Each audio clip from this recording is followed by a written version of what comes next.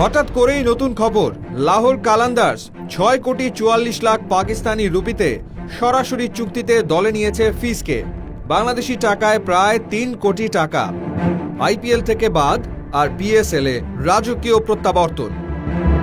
যে ফ্র্যাঞ্চাইজি তাকে ছুঁড়ে ফেলেছিল তারাই আজ আফসোস করছে, আর লাহোর বলছে once a Qalandar always a Qalandar, মানে একবার পরিবার মানেই চিরদিন পরিবার।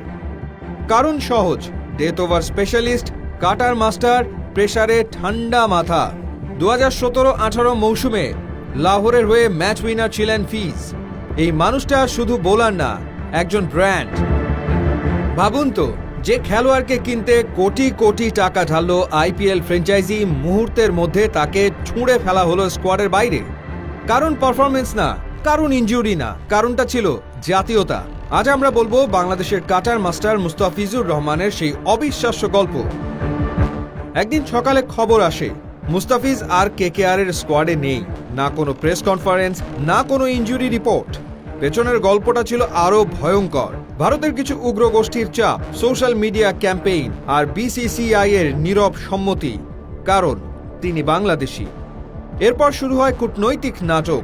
বাংলাদেশ ক্রিকেট বোর্ড জানায় নিরাপত্তা শঙ্কায় ভারতে বিশ্বকাপে যাবে না বাংলাদেশ। পাকিস্তান ক্রিকেট বোর্ডও ঘোষণা দেয় ভারতের বিপক্ষে ম্যাচ বয়কট। একটা খেলোয়াড়কে বাদ দেওয়া আর তার রেশ গিয়ে পড়ল 3 দেশের ক্রিকেট সম্পর্কে। ফিজ তখন কি করছিল? চুপচাপ, কিন্তু হার মানেননি।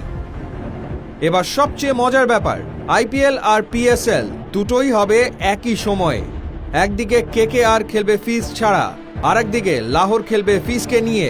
কে জিতবে? ক্রিকেট না রাজনীতি? এই গল্পটা শুধু মুস্তাফিজের না, এই গল্পটা আমাদের সবার। যেখানে প্রতিভা হার মানে না, দেশ হার মানে না, আর একজন খেলোয়াড় প্রমাণ করে আপনি আমাকে বাদ দিতে পারেন, কিন্তু ইতিহাস আমাকে বাদ দিতে পারে না। ফিজ আবার মাঠে, নতুন জার্সি, নতুন লড়াই, কিন্তু পুরনো আগুন। আর আপনার কি মনে হয়, এটা ক্রিকেটের গল্প নাকি রাজনীতির গল্প? কমেন্টে লিখুন, টিম আইপিএল না টিম পিএসএল।